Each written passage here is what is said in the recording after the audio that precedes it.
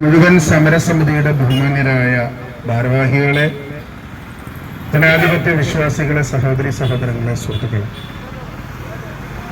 ജനനീതി എന്ന ഈ പ്ലാറ്റ്ഫോം ദുരിതങ്ങളും പ്രയാസങ്ങളും മെഡിക്കൽ കോളേജുകളിൽ നിന്ന്, സർക്കാർ ആശുപത്രികളിൽ നിന്ന് അവരുടെ അനാസ്ഥ മൂലം, കെടുകാര്യസ്ഥത മൂലം നേരിടേണ്ടി വന്ന ഒരുപാട് ജീവനുകൾ പൊലിഞ്ഞ, ഏറ്റവും വേണ്ടപ്പെട്ട കുടുംബാംഗങ്ങൾ നഷ്ടപ്പെട്ട ആളുകളുടെ ഒരു കൂട്ടായ്മയാണ്.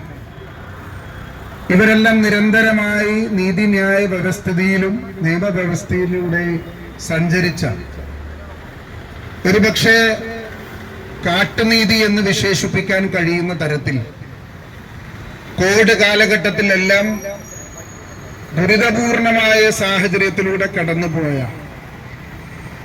ഒരുപക്ഷെ കോവിഡിന് കീഴടങ്ങി മരണപ്പെട്ട ആളുകൾ അവരുടെ സ്വർണ്ണാഭരണങ്ങൾ പോലും അഴിച്ചെടുത്ത, കാട്ടുനീതി നടപ്പാക്കിയ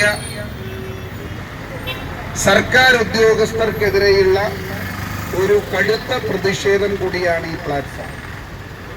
ഇന്ന് എറണാകുളം ജില്ലാ മെഡിക്കൽ ഓഫീസറുടെ മുമ്പിൽ നമ്മൾ ഈ സമരവുമായി കടന്നു വരുമ്പോൾ, ഈ സമൂഹത്തിൽ വർദ്ധിച്ചു വരുന്ന ചികിത്സാ ചെലവ് നേരിടാൻ പറ്റാത്ത ഒരു സാധാരണക്കാരൻ ഇന്നും ആശ്രയിക്കുന്നത് നമ്മുടെ സർക്കാർ മെഡിക്കൽ കോളേജുകളെ, ജനറൽ ആശുപത്രികളെ, പ്രാഥമിക കുടുംബ ആരോഗ്യ കേന്ദ്രങ്ങളെയാണ് എന്ന് നമ്മൾ മനസ്സിലാക്കണം.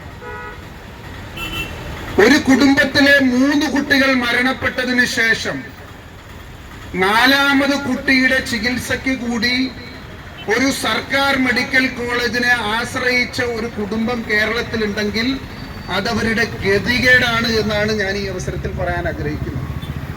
കാരണം അവർക്കറിയാം, ചികിത്സാ പിഴവ് കൊണ്ടാണ് ഈ കുട്ടികൾ ഒരു കുടുംബത്തിൽ നിന്നുള്ളത് മരിച്ചത് എങ്കിലും വീണ്ടും വീണ്ടും ആ മെഡിക്കൽ കോളേജിനെ ആശ്രയിക്കുന്നത്, സർക്കാർ കേന്ദ്രങ്ങളെ ആശ്രയിക്കുന്നത് അവർക്ക് സ്വകാര്യ മേഖലയിൽ ഇന്ന് അഫോർഡബിൾ ആയിട്ടുള്ള ചികിത്സ ഇല്ലാത്തത് കൊണ്ടാണ്.